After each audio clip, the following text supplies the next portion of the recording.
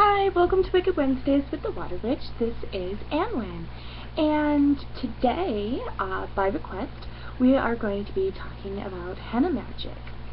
So, as many of you know, if you follow me on Facebook, I am a henna artist, among other things, but that is one of my preferred mediums. And last week in Wicked Wednesdays, we talked about I had mentioned Henna Magic, and someone had really been excited about that and requested that we do a whole episode on it, and so we're going to talk about it. So, if you don't know what henna is, which a lot of people don't, I'm going to give a brief explanation of that. So henna is actually a plant, and the plant is taken and the leaves are harvested and then they're dried. And then after they're dried, they're crushed down into a fine powder and sifted. And it's much like the consistency of flour, and of wheat flour, I should say.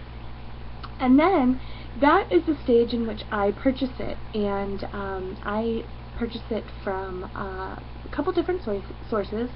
Henna Souk is one, and Henna Page is another, and they're both really great hennas. They're organic, certified, their dye content is really, really strong. So when I purchase it, I get it in a box, and I open the box, and inside is a green powder. And that green powder is then mixed with a variety of different mixtures. Some people like to use tea, some people like to use lemon juice, essential oils are put in there as well. Anything that's really acidic tends to activate the henna and the dye, and that is what creates the chemical reaction between the henna and the acidic liquid, is what creates the paste, and then that allows it to stay in the skin. So after it's been mixed, it is mixed together, and I let it sit for about 12 to 24 hours, and at that point I scrape it out of the bowl, and it should be like a toothpaste consistency, and then I strain it again so that it's very, very fine and I can get nice straight lines and there's no clogs. And then I put it into cones, and then I can henna. And it is good at that stage for about 24 to 48 hours. You can probably go a little bit longer, but I try not to. You can also freeze it in that stage, and it's good for about 3 to 6 months. And some water here. So, that being said, that is the basics of how to make henna. There's great online tutorials, Henna Page, Henna Souk, all the really good websites that are out there give you instructions, recipes, tips and tricks, and that kind of thing. And so you can look at those places. We're not actually going to be talking about how to create the henna paste, but using the henna paste in magic, healing work, and the like. So, basically, I have made a list here on my computer, and so I'm going to tell you a little bit about some of the things that I've hennaed on people over the years, and then I'm going to go back and I'm going to talk about a few specific ones. So, of course, the traditional bridal henna and the belly blessings and stuff like that are always done. In addition to those, I do a lot of flowers and dragons. I'm kind of at the point where I don't want to henna another dragon. But, you know, you do what the customer wants. Alright, so I've also done the Yin Yang, hummingbirds, rabbits, Triquetras, the Chokure Reiki Symbol, a Triskel, triple moons, pentagrams, scorpions, trees, butterflies, dragonflies, crescent moons of all shapes and sizes, a phoenix, snakes, bees, chickens, strange I know, but I've done chickens, horses, seahorses, roses, bats, peacocks, suns, spiders, the Om symbol, that's another one that I do a lot of. I've done a fire fox, I've done fire, I've done specific Greek style designs for someone that wanted to connect with those energies. Personal sigils of all sorts. People will definitely bring me things that represent them and ask me to henna this on them, or for instance, I have one that is a hand, or a customer wanted a hand and then wanted me to do a geometric design around it. I've hennaed the goddess symbol, Isis, turtles, koi fish. The lotus is another one that I do a lot of, and the Hamsa, or Hand of Fatima. And so those are all the ones that I've done, and I'm sure that I'm missing some. So I want to kind of talk about henna as protection, and then healing, and then I'm going to kind of go over some of the designs that I've done that I'll show you. So the first thing is there is meaning to some henna symbols and then not others. In traditional henna designs from across the world, some designs are just designs. Others do have meaning. The Indian and Rajasthani people from India use henna for brides, and they henna the woman and her hand, her hand, both front and back, from about tips of the finger to about the elbow, all the way around, in unique, intricate designs. A lot of times her feet are done in the same manner, and this is done before her wedding. And there's a tail that is, as long as she has the henna on her hand, she doesn't have to do housework.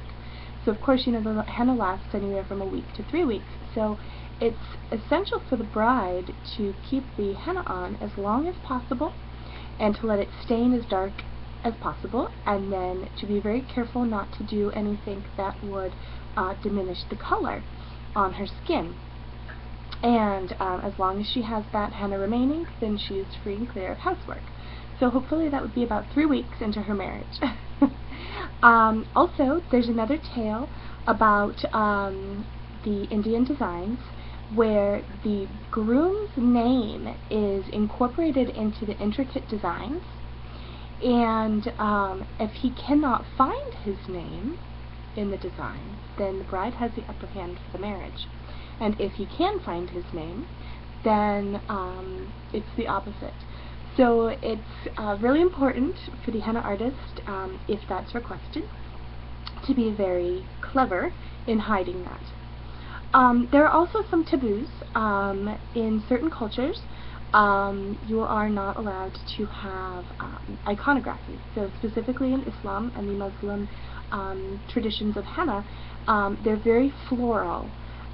There's not allowed to be any peacocks and these type of things, because they have the eye, and anything that has that eye is considered iconography and not allowed in their tradition and religion.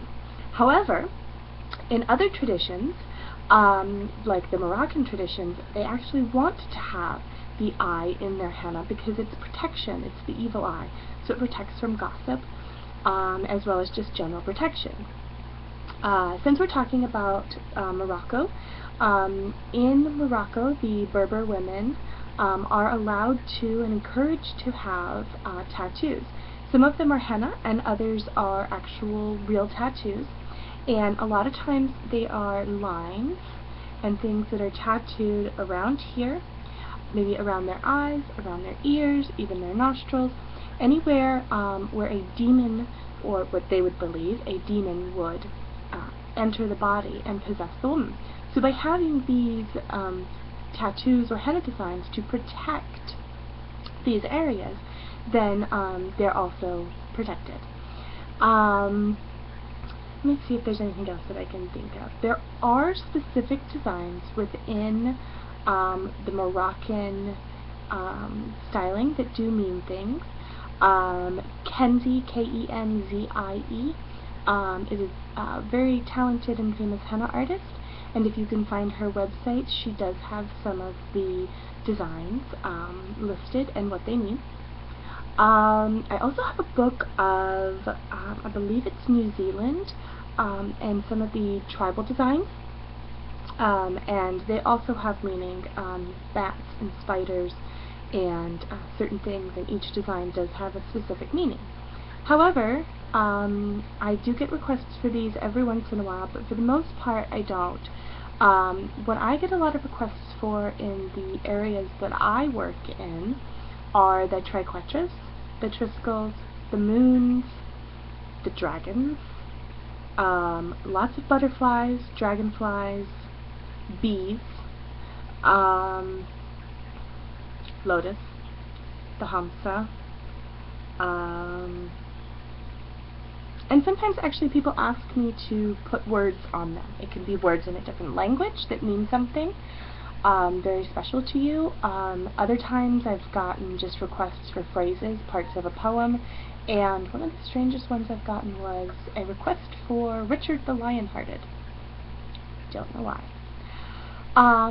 So now what I want to do is talk about some of the designs that are very specific, and I don't have a picture of the first one, so we'll start there, and then I am going to talk about a few others, and then I will insert some photos in here at the appropriate places, crossing my fingers, and so then you can kind of see what I'm talking about. So the first one is the Reiki Symbol, and it's the Chokure, and many of you are familiar with that. It looks kind of like a 7 with a swirl that comes up like this. So it comes crossed and down and a swirl.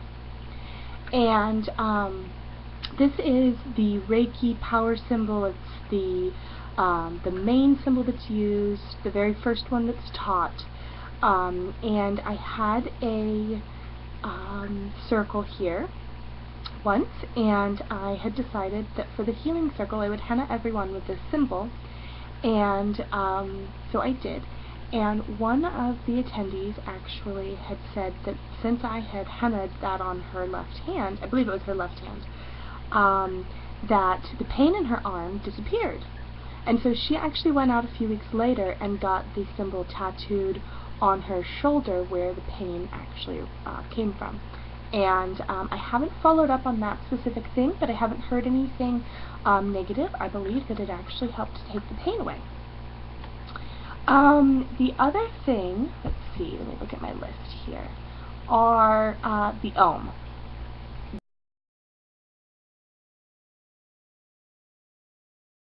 The Om is another one, and I get a lot of requests for this.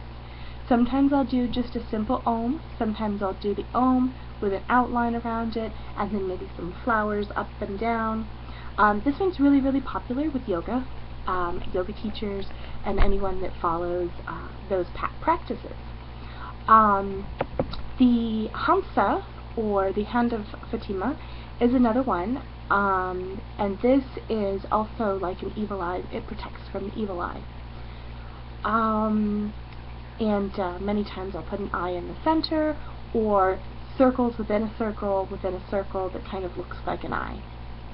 I've had people ask me to do goddesses. I've had an Isis. Actually, I've had a few Isis.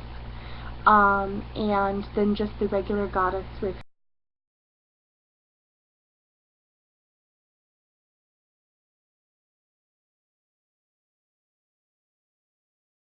her hands above. The lotus is another one that I get a lot of, and the reason I think that the lotus is, it has a lot to do with people that are kind of like blooming. They're kind of coming out, they're opening up. It's also connected to water, and so a lot of my watery friends like to have this one. Fire, I do get a lot of requests for different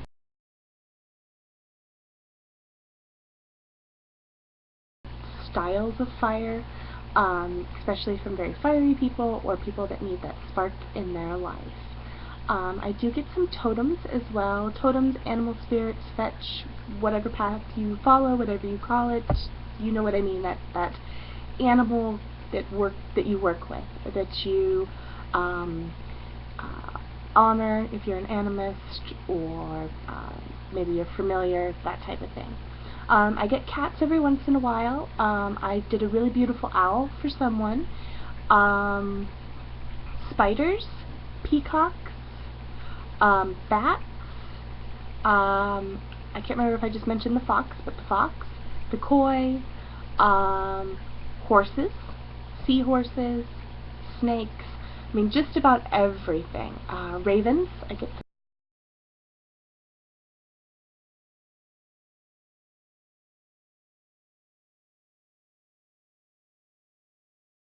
some of those.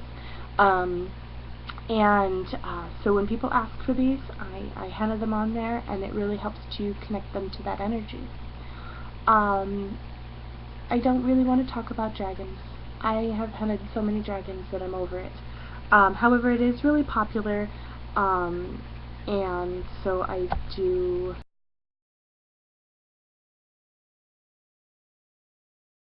a lot. Moving on. The Crescent Moons. These are some of my favorites. Perhaps it's because it's one of the symbols that I resonate with. And I've had everywhere from the triple moon, which is the circle in the center with the two crescents on the side, to just traditional designs, and then people asking, ooh, can you slip a little moon in here or moon in there? I love that. That's my favorite one. And I'm going to put a picture of it right here, and then you can see it. Ta-da!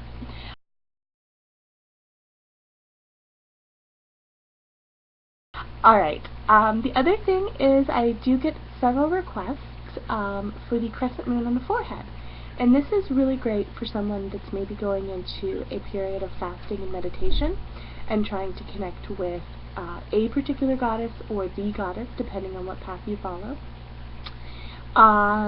It's also good if you really would love to have one of those crescents on the forehead, but you can't because you have a giant forehead like I do and nothing to cover it.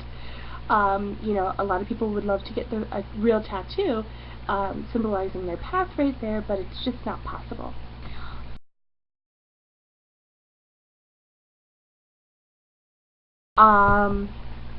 Butterflies and dragonflies are a big deal, and I think that hummingbirds are also kind of lumped into this.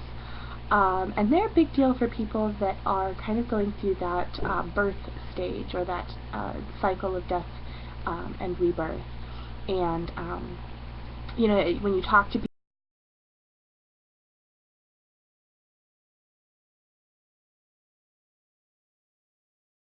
people, you hear lots of stories, and they'll say, oh, you know, I want a butterfly because of these things or that. The last few that I'm going to talk about, I think that you'll be a little bit more familiar with than some of the others.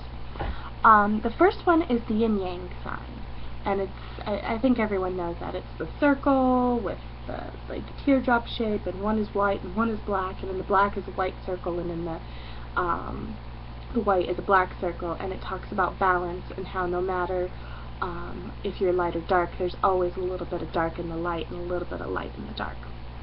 And I get a lot of those. However, I don't just like to slap them on people. You know, it just looks like a sticker.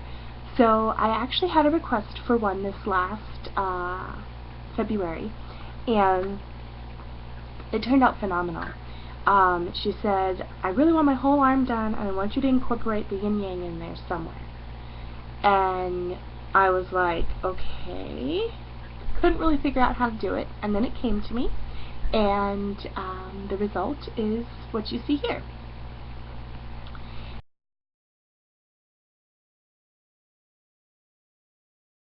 And I absolutely love it, and I'm really happy that she requested that. The Triquetra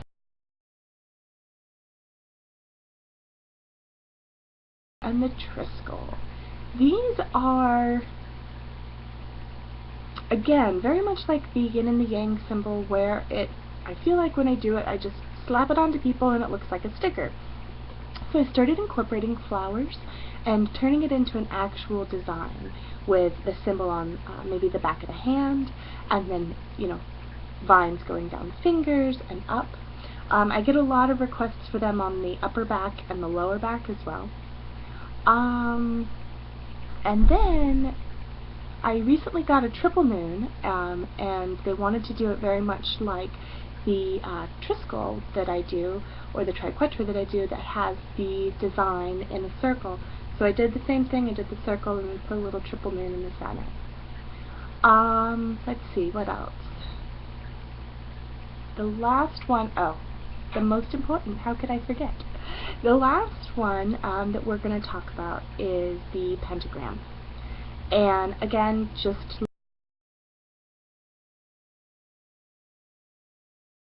like the Triquetra, the triple moons, all those symbols that are very like basic symbols, I henna at PPD and for a lot of pagans, and so I do get a lot of requests for, hey, can you just put a pentagram?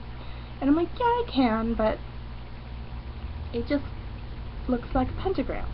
It's just not that exciting and fun.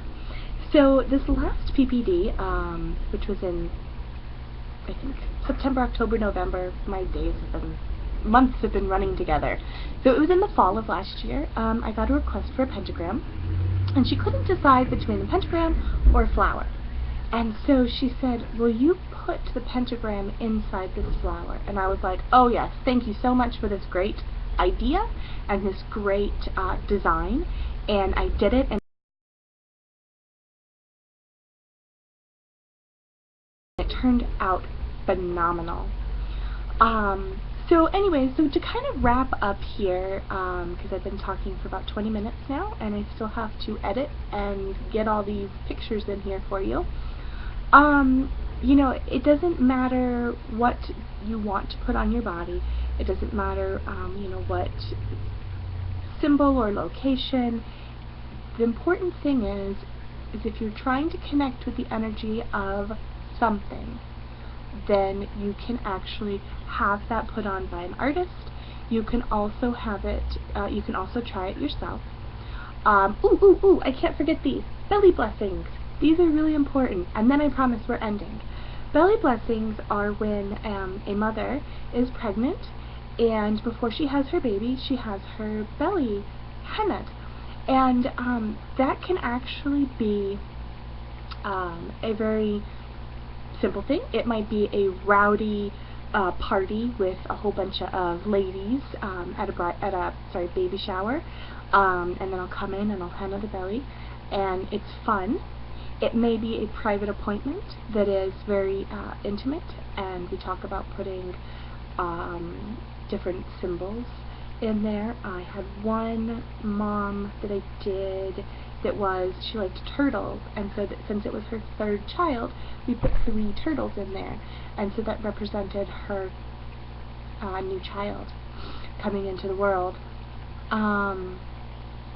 And then it can also be done in a very ritual setting, where it's laid out. There can be incense and candles, and maybe there's other pagan people or goddess people there, witches, and it can be done in a ceremonial type of way, again with the sacred symbols and things put onto the skin. I can also incorporate essential oils into the henna, so not only are you getting the energy of the henna plant, which is very healing, but you're also getting whatever energy the essential oils are. So I will pick the essential oils based on what I might be doing. Sometimes I'll put patchouli in there, other times lavender. You know, it really depends on what the situation is. I will choose based on that. If it's more magical, I might talk to the person before I make the henna and make sure that I put those extra ingredients in there. If I'm doing just a large event, I might kind of pick something like patchouli that's very earthy and grounding, and that is just as much for the client as it is for me. It helps patchouli, in my opinion. It's a very earthy herb. It's very grounding. And so when I'm doing a large event and I'm hennaing maybe 50 people in 3 hours, or I'm doing 4 or 5 days where I might do 100 people but like large designs, I need to be grounded, and so I will put essential oils in there for myself as well, and that kind of helps me ground and helps me to focus on just getting my work done and not having to take on extra energy of so many clients. So anyways, back to what I was saying about the symbols. You know, whatever symbol you resonate with, if you need that deeper connection, or if you're going into a period of mourning, birth, death of some sort, whether that's physical or emotional, ending or beginnings of relationships, big transitions like birth, having a baby, marriage, even coming of age, or even, you know, if you're just going into a period of, like I said, silence, where you know, you may take a vow of silence for a few days, fasting, meditating, specific ritual that you might be doing, or if you've dedicated to a new deity or path, incorporating something that represents that deity or path or stage of life into a henna design and putting it onto your body.